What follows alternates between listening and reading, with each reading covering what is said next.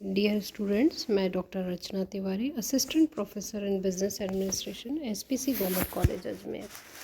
बच्चों, आज जो हम टॉपिक डिस्कस करने जा रहे हैं बिजनेस लॉस के अंतर्गत, वो है अनड्यू इन्फ्लुएंस, यानी कि अनुचित प्रभाव।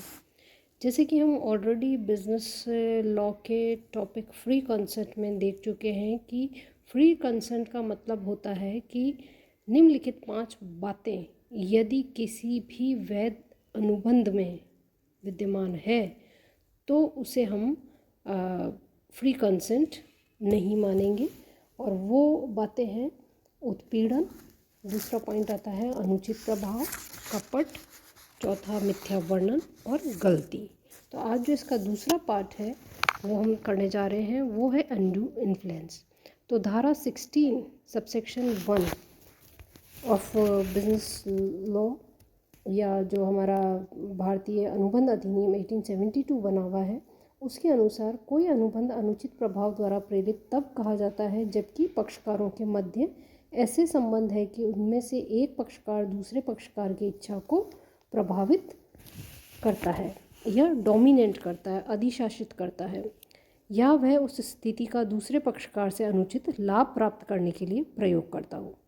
तो इस धारा का अध्ययन करने से हमें यह क्लियर हो जाता है कि अनुचित प्रभाव से प्रेरित ठहराव तब कहा जाएगा जबकि पक्षकारों के मध्य ऐसे रिलेशंस होते हैं कि उनमें से कोई एक पक्षकार दूसरे पक्षकार की इच्छा को प्रभावित करने की स्थिति में होता है।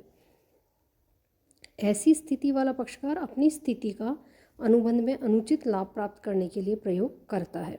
तो इस प्रकार केवल इच्छा को प्रभावित करने की स्थिति में होने से ही अनुचित प्रभाव उत्पन्न नहीं हो पाता है, बल्कि अनुबंध प्रभाव से प्रेरित तब माना जाता है जबकि इच्छा को प्रभावित करने की स्थिति रखने वाला पक्षकार अनुबंध में अनुचित लाभ प्राप्त करने के लिए उस स्थिति का प्रयोग करता है। तो इस प्रकार से संक्षेप में हम कह सकते हैं कि जब अनुबंध का कोई प्रभावी पक्षकार अपने प्रभाव का दुरुपयोग कर अनुबंध के दूसरे जो वीकर पार्टी है उसकी इच्छा को प्रभावित कर अनुबंध में अनुचित लाभ प्राप्त करता है, तब यह कहा जाता है कि अनुबंध अनुचित प्रभाव से प्रेरित है। तो अनुचित प्रभाव एक तरह का नैतिक या मानसिक कॉर्शन हम कह सकते हैं, उत्पीड़न कह सकते हैं, क्योंकि इसमें एक पक्षकार कमज़ोर होता है और दूसरा बलशाली हो सकता है। अनुचित प्रभाव के जो एसेंशियल्स हैं उनकी हम स्टडी करते हैं। आवश्यक तत्व कौन कौन से हैं? तो पहला तो है पक्षकारों के मध्य संबंध या रिलेशंस बिटवीन द पार्टीज। अनुबंध अनुचित प्रभाव से प्रेरित तभी कहा जा सकता है जबकि अनुबंध के पक्षकारों के बीच ऐसे संबंध विद्यमान हो कि उनमें से एक पक्षकार दूसरे पक्षकार को इच्छा की प्रभावित करने की स्थिति में हो। यदि पक्षकारों में इस प्रकार के संबंध नहीं हैं तो अनुबंध में अनुचित प्रभाव उत्पन्न हो ही नहीं सकता है। अधिनियम के अंतर्गत निम्नलिखित 3 परिस्थितियों में एक व्यक्ति को दूसरे व्यक्ति की इच्छा को प्रभावित करने की स्थिति में समझा जा सकता है। दूसरा था आपसी संबंधों का अनुचित लाभ प्राप्त करने में प्रयोग। अनुचित प्रभाव का दूसरा महत्वपूर्ण तत्व है कि जो पक्षकार दूसरे पक्षकार की इच्छा को प्रभावित करने की स्थिति में है तो उस स्थिति का अनुचित लाभ प्राप्त करने के लिए प्रयोग करता है। अनुचित लाभ वास्तव में उठाया गया हो, यह भी एक इसका फीचर हो सकता है कि अनुचित प्रभाव से प्रेरित अनुबंध तभी माना जाएगा जबकि एक पक्षकार ने दूसरे पक्षकार से अनुचित लाभ प्राप्त कर लिया है। किसी व्यक्ति को किसी दूसरे व्यक्ति का भय मात्र होने से अनुचित प्रभाव हुआ नहीं माना जाता है। नेक्स्ट आता है इसमें अनुचित प्रभाव एक तरह से परिकल्पना नहीं है, विभिन्न न्यायिक निर्णयों से प्रकट होता है कि निम्नलिखित संबंधों में अनुबंध के पक्षकारों के बीच अनुचित प्रभाव की परिकल्पना नहीं की जानी चाहिए। जैसे कि for example husband and wife, लेनदार एवं देनदार, भूपति या किराएदार, लैंडलॉर्ड या टेनेंट, प्रभाव या एजेंट या प्रधान या एजेंट हो सकता है। तो इन पक्षकारों के बीच हुए अनुबंध में कोई भी पक्षकार अनुचित प्रभाव का आरोप लगाता है तो उसे सिद्ध भी करना पड़ता है। नेक्स्ट हेडिंग हम लेते हैं अनुचित प्रभाव के प्रभाव क्या हो सकते हैं, इफ़ेक्ट्स क्या हो सकते हैं। तो इसका सबसे पहला इफेक्ट होगा कि अनुबंध व्यर्थनीय हो जाएगा। यदि किसी ठहराव में सहमति अनुचित प्रभाव से प्रेरित है तो ऐसा ठहराव पीड़ित पक्षकार की इच्छा पर व्यर्थनीय हो जाएगा। जो पीड़ित पक्षकार है, सफरर है, वो चाहे तो उस अनुबंध को व्यर्थ समझ सकता है और उस अनुबंध के पालन के लिए दूसरे पक्षकार को भी बाध्य कर सकता है। जैसे कि फॉर एग्जांपल, अगर अपने क्षेत्र के एक पुलिस अधिकारी की धमकी से इफेक्टेड हो करके एक पर्सन अपनी 5 लाख की कार 2 लाख रुपए में बेचने का अनुबंध कर लेता है, तो ए को यह अधिकार है कि वह चाहे तो उस अनुबंध का निष्पादन करे अथवा उसे व्यर्थ समझकर उसका निष्पादन करने से इनकार कर ले। दूसरा आ सकता है इसका प्रभाव कि न्यायालय द्वारा अनुबंध निरस्त करना। यदि कोई अनुबंध अनुचित प्रभाव से प्रेरित होकर किया जाता है तो यह सिद्ध कर दिया जाता है, तो न्यायालय ऐसे अनुबंध को निरस्त करने की आज्ञा दे सकता है।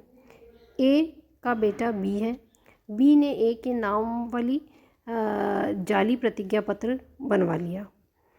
ए को एक व्यक्ति सी जो है वो धमकी देता है और इस प्रतिज्ञा पत्र की राशि के समान राशि का एक बॉन्ड उसके पक्ष में लिख दे, अन्यथा वह उसके बेटे बी पर अभियोग चलाएगा।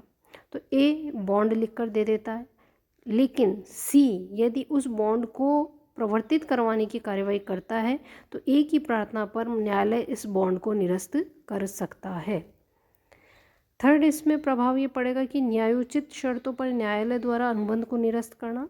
यदि कोई कॉन्ट्रैक्ट अनुचित प्रभाव से प्रेरित है तथा ऐसे अनुबंध के अंतर्गत पीड़ित पक्षकार ने कोई लाभ प्राप्त किया है तो न्यायालय न्यायोचित शर्तों के आधार पर अनुबंध को निरस्त कर सकता है। और जो बर्डन ऑफ प्रूफ होता है अनुचित प्रभाव सिद्ध करने का भार, साधारण परिस्थितियों में क्या होगा कि साधारण परिस्थितियों में अनुचित प्रभाव सिद्ध करने का भार उसी व्यक्ति का होगा जो कि अनुबंध को निरस्त करना चाहता है।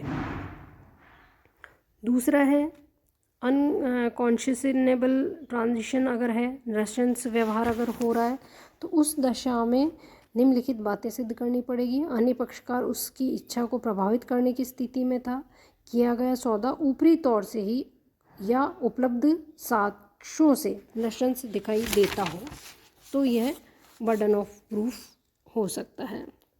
तो इस तरह से जो अनुचित प्रभाव है उसका रीब्यूटिंग प्रिजम्पशंस भी किया जा सकता है, अनुचित प्रभाव की धारणा का खंडन भी किया जा सकता है।